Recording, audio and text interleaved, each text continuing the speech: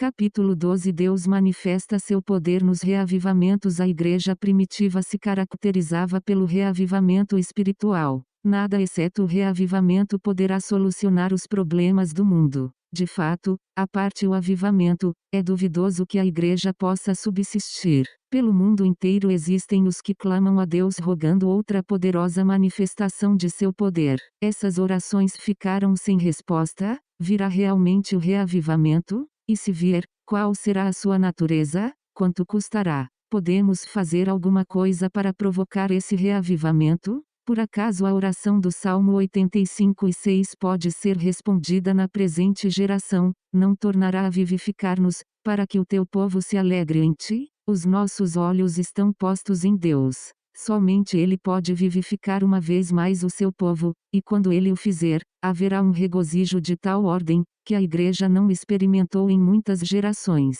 Quando precisamos de reavivamento, desejo levantar algumas perguntas e responder a certas questões importantíssimas.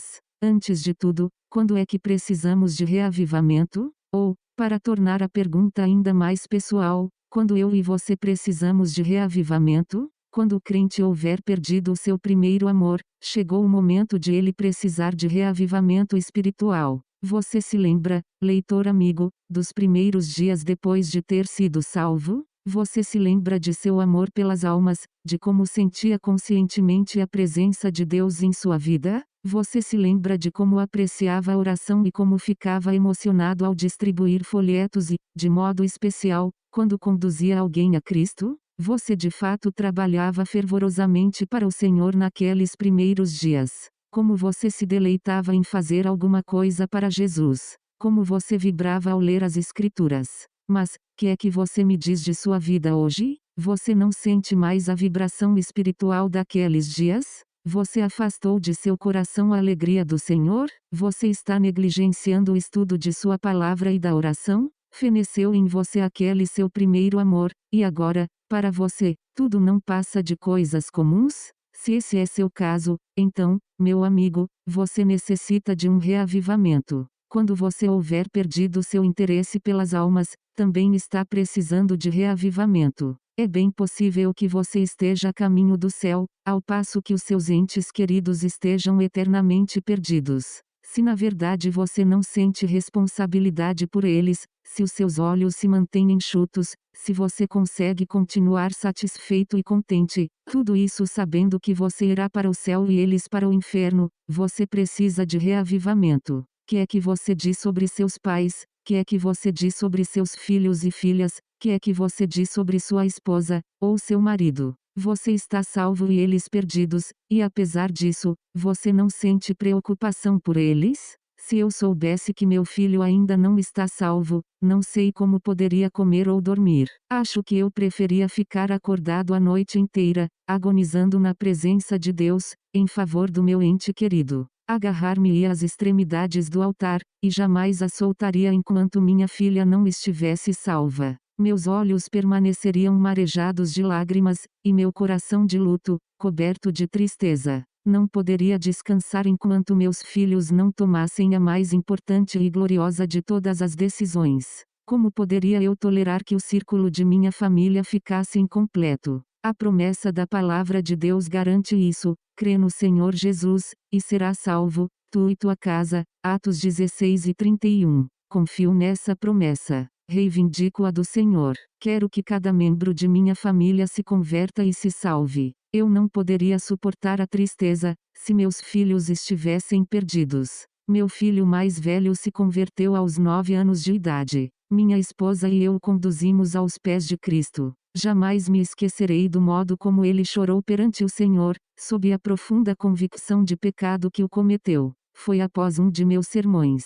Ele veio até nós, quando chegamos em casa. Estava com os olhos vermelhos de chorar. Disse-me que queria receber a Cristo e ser salvo. Hoje ele trabalha como técnico em Vancouver, na Colômbia Britânica, e continua firme no Senhor. Minha filha recebeu a Cristo, quando estava com 10 anos de idade. Ela também foi conduzida a Cristo quando sua mãe e eu nos ajoelhamos ao seu lado, ao pé da cama. Ela também ficou convicta de sua necessidade de salvação. Hoje é mãe de 3 filhos, escreve e pinta. é discípula de Jesus. Meu filho mais novo, que hoje é pastor da Igreja dos Povos, foi salvo quando não havia ainda completado 5 anos de idade. Eu estava pregando e, ao fazer o apelo, vi meu próprio filho, de menos de 5 anos de idade, que avançava confiantemente pelo corredor, com uma expressão de grande determinação no rosto. Ele se ajoelhou diante do púlpito e o Senhor Jesus Cristo veio ao seu coração. Com toda a sinceridade, não posso compreender como é que um ministro pode ficar satisfeito em pregar um sermão, pronunciar a bênção e ir embora para casa, sem estender ao povo a quem pregou o convite e a oportunidade para que aceite a Cristo como Salvador, naquele instante. O fato de um ministro prosseguir nessa prática, domingo após domingo, sem ver nenhuma pessoa apresentar-se a fim de ser salva, realmente ultrapassa o meu entendimento. O advogado fica à espera de um veredicto. O pastor também. O médico espera que o seu paciente seja salvo da morte. O pastor também. A cozinheira humilde espera que sua comida fortifique e agrade os comensais, que fiquem bem nutridos. O pastor também. O padeiro espera que seu pão mate a fome de seus fregueses. O pastor também. Se esses profissionais nada esperam, deveriam mudar de profissão. Se esperam um resultado contrário daquele por que trabalharam e se esforçaram, há algo errado. Deus prometeu frutos a seus pastores. Seu privilégio, meu caro pastor, é o de colher depois de semear. Durante todos os dias de meu ministério tenho feito apelos para que as almas sejam salvas. Domingo após domingo, à noite, sem uma única interrupção, venho apelando às consciências de homens e mulheres. Que venham à frente e depois falem pessoalmente comigo, que aceitem a Cristo. E só muito raramente tenho ficado desapontado. Se porventura ninguém aceita Cristo, sinto que devo voltar para casa, ir direto ao meu escritório, prostrar-me de rosto em terra e clamar a Deus: "Oh, que está errado comigo, Senhor? Que aconteceu? Porque nenhuma alma foi salva esta noite." Nessas ocasiões culpo a mim mesmo. Algumas vezes, quando a luta pela libertação das almas é intensa, tenho visto os obreiros de minha igreja, espalhados por todo o templo, de cabeça baixa, como que gemendo, até que a luz brilhe. Tenho visto, então, seus rostos se transformar pela alegria do Senhor, ao se prepararem para falar pessoalmente de Cristo aos interessados. É que eles anteciparam resultados e não ficaram frustrados. Praticamente todas as noites de domingo almas se convertem. E quando, por alguma razão desconhecida, ninguém se manifesta publicamente ao lado de Cristo, as conversões se manifestam mais tarde. Seja-vos feito segundo a vossa fé, Mateus 9:29. Creia nos resultados, e você receberá excelentes resultados. Se você fizer um apelo movido pela fé, Deus operará. A partir do momento em que anuncio o tema de minha mensagem, fico aguardando que, ao fazer o apelo, alguns pecadores atendam ao meu convite. Meu amigo, deixe-me dizer-lhe novamente que, se você não sente o peso da responsabilidade pelas almas, você precisa de um reavivamento pessoal. Se você se satisfaz em prosseguir ano após ano, sem resultados positivos, na forma de almas salvas, lembre-se então de que algo deve estar errado. Convém que você se ponha de joelhos, e ore, com confissão e arrependimento, até que Deus abra as comportas do céu e envie um reavivamento espiritual ao seu próprio coração. Só assim, depois de você mesmo estar com a alma em chamas, poderia acender as labaredas do reavivamento em corações alheios, até que toda a sua igreja fique chamejante, com o fogo ardente do Senhor. Faço agora minha segunda pergunta: que acontece quando chega o reavivamento a um número fabuloso de ministros do Evangelho, obreiros cristãos e igrejas evangélicas que não querem reavivamento espiritual e temem que o possa acontecer depois? Receiam o que chamam de fanatismo. Abominam eventuais alterações na ordem que eles mesmos estabeleceram. Preferem cultos formais em suas igrejas. Cada item da liturgia é cuidadosamente datilografado, a fim de que o culto, do princípio ao fim, corra de maneira ordeira, planejado até nas minúcias. Sabem muito bem que o reavivamento espiritual quebra a ordem do culto que pretendem estabelecer. Já leram o bastante sobre reavivamentos para saber que quando irrompem os avivamentos espirituais, Deus entra na cena. E quando Deus se faz presente, sempre haverá alterações. O livro dos Atos dos Apóstolos é um livro de interrupções e alterações. Continuamente havia levantes e agitações de algum tipo. Parece que nada corria conforme o planejado. Tanto Pedro como Paulo, e até Filipe, experimentaram tais comoções, tais interrupções e milagres, de modo que não sabiam o que os aguardava em seguida. Em todo reavivamento espiritual são inevitáveis as interrupções, improvisos e alterações. Ora, o reavivamento, antes de tudo, destina-se ao povo de Deus. Não se destina primariamente aos incrédulos, ainda que nunca tenha havido um reavivamento espiritual em que os incrédulos não fossem conduzidos aos pés de Cristo. Mas o reavivamento visa primordialmente a Igreja, o próprio povo de Deus. Ninguém pode revivificar um fogo que se apagou de vez. É preciso que pelo menos reste uma fagulha. Se alguém soprar aquela fagulha, poderá reacender a chama. Se a fagulha estiver apagada, a esperança estará em que se inicie outra chama. Ocorre o mesmo no caso do reavivamento. Os mortos têm de ser ressuscitados. Até o crente, espiritualmente vivo, precisa ser reavivado. Portanto, o reavivamento espiritual começa entre o próprio povo de Deus. Não demora muito, porém, depois que o povo de Deus estiver recebido o fogo do alto, e até os filhos de Satanás vêm reunir-se também em volta da fogueira. O fogo do céu atrai o povo. Quando a igreja realmente experimenta o fogo de Deus, o mundo percebe e é atraído. Por conseguinte, apesar do reavivamento dizer respeito primordialmente aos crentes, sempre resulta na salvação dos incrédulos. O salmista exclamou: "Não tornarás a vivificar-nos, para que o teu povo se alegre em ti." Salmo 85:6. Fê-lo enfatizando o pronome nos, que se refere ao povo de Deus. Salvação almas serão salvas. Haverá convicção real de pecado, como nos dias antigos, conferida pelo Espírito Santo. O pecado tornar-se-á espantoso, medonho e terrível. Que bom se recebêssemos a convicção de pecados dos dias antigos. Hoje olhamos superficialmente para o pecado, mas quão terrível é o pecado aos olhos de Deus. Necessitamos de reavivamento espiritual que nos leve de volta à visão da hediondez do pecado. Por conseguinte, no reavivamento espiritual haverá convicção de pecado e salvação. Almas serão salvas. Reavivamento espiritual é a manifestação do poder de Deus. Errais, não conhecendo as Escrituras, nem o poder de Deus. Mateus 22:29. Essa é uma das mais notáveis declarações da palavra de Deus. Ela se exalta em nossos dias.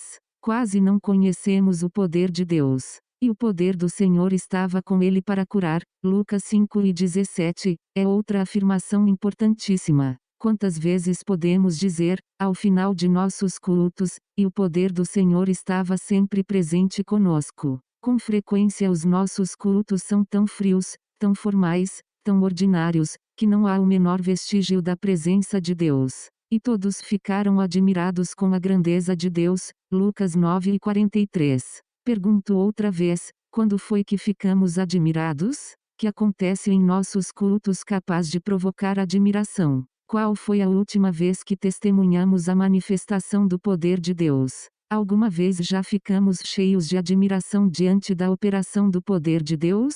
Conhecemos esse poder por experiência própria, ou essas experiências da igreja primitiva são totalmente estranhas para nós? Você sabia que quando um reavivamento espiritual está em andamento, a própria atmosfera da comunidade parece ficar carregada da presença de Deus? Foi o que aconteceu no estado de Kentucky, quando alguns forasteiros se aproximaram do lugar onde se celebravam as reuniões de reavivamento. Assim que chegaram a determinada distância, desceu sobre eles uma estranha e misteriosa atmosfera que só posso explicar como sendo uma profunda consciência da presença de Deus. As pessoas sentiram um senso de profunda reverência, antes mesmo de chegar ao edifício e, ao se aproximar cada vez mais tinham uma crescente percepção da presença de Deus. Sabiam que Deus estava ali. Julgamento. Quando se instala um reavivamento, tanto há julgamento quanto salvação. Seria bom você ler as narrativas sobre os reavivamentos espirituais do passado. você vai descobrir que os indivíduos que deliberadamente se opuseram à obra de Deus, e se rebelaram contra a operação do Espírito de Deus em suas comunidades, foram com frequência atingidos pelo Senhor, em julgamento. Às vezes ocorria a morte, como nos casos de Ananias e Safira. Charles G. Finney viu isso acontecer inúmeras vezes. Há demonstrações do poder de Deus tanto em julgamento, quanto em salvação, na época de reavivamento. Deus sabe tratar dos que se lhe opõem. Wesley foi testemunha de tais ocorrências quase que diariamente. As pessoas caíam feridas diante de seus próprios olhos. Muitas vezes o julgamento ocorria no próprio local onde as pessoas se encontravam. É sempre perigoso brincar com Deus ou com a obra de Deus nos dias de reavivamento espiritual. Os ateus são subitamente chamados a prestar contas, como advertência a outros. Nosso Deus é vivo, e em tempo de reavivamento o povo percebe isso. Lembro-me da história contada pelo R.E.V. Fred Clark. O dono de um bar na Grã-Bretanha se opusera com extremo vigor ao reavivamento, porque os seus fregueses estavam abandonando a bebida. Certa noite esse dono de bar resolveu trazer de volta seus fregueses.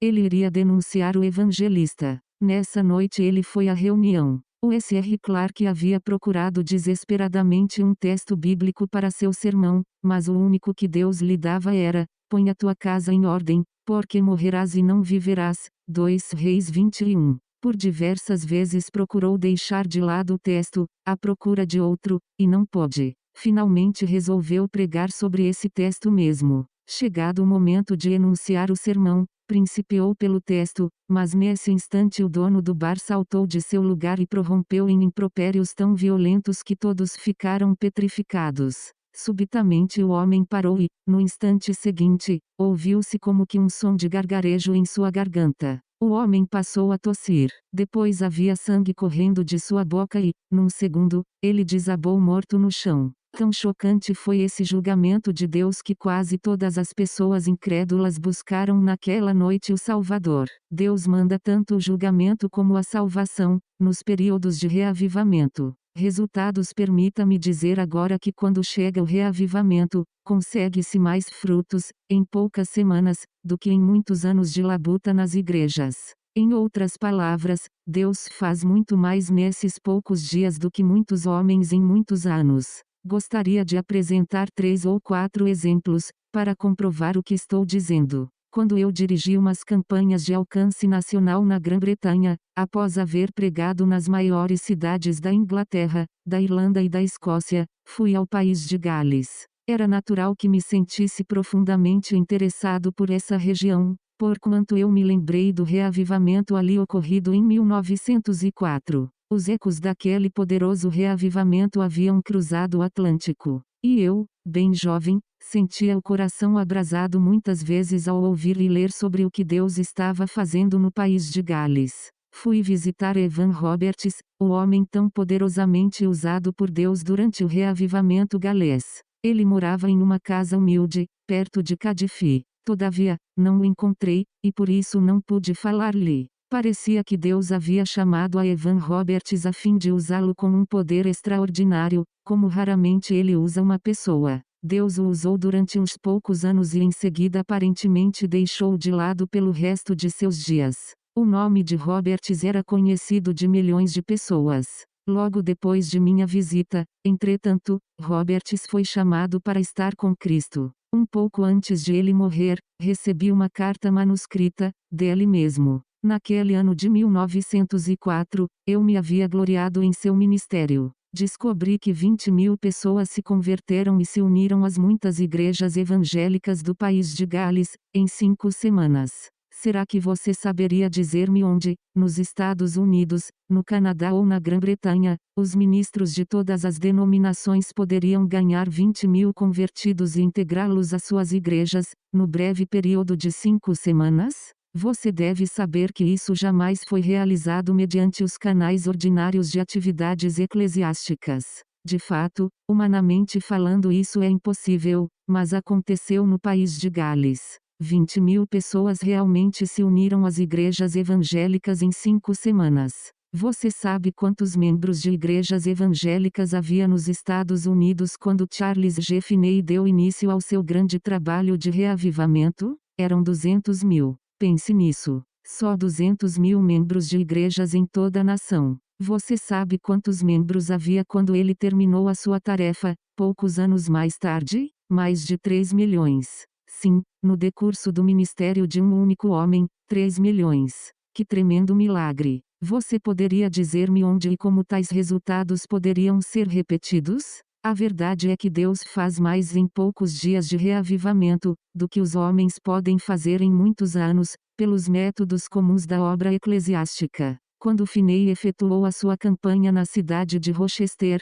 estado de Nova York, calcula-se que 100 mil pessoas se uniram às igrejas evangélicas dali. Pense nisso. O resultado daquela única campanha, que de modo natural se transformou em reavivamento, foi esse: 100 mil pessoas aceitaram a Cristo e se tornaram membros das igrejas de Rochester. Como poderíamos duplicar tão grandes resultados, senão através de um avivamento espiritual? Quando os primitivos pregadores metodistas foram ao Canadá e aos Estados Unidos, não chegaram como pastores. Vieram como ardorosos evangelistas. Por onde quer que passassem, iam acendendo as chamas do reavivamento espiritual. Quais foram os resultados? Milhões de metodistas só na grande nação norte-americana, hoje. Isso ocorreu principalmente como resultado dos reavivamentos dirigidos pelos primeiros pregadores de Wesley. O metodismo nasceu no reavivamento, e enquanto houve reavivamentos metodistas, almas eram salvas aos milhares. É isso que Deus faz quando há reavivamento. Fim.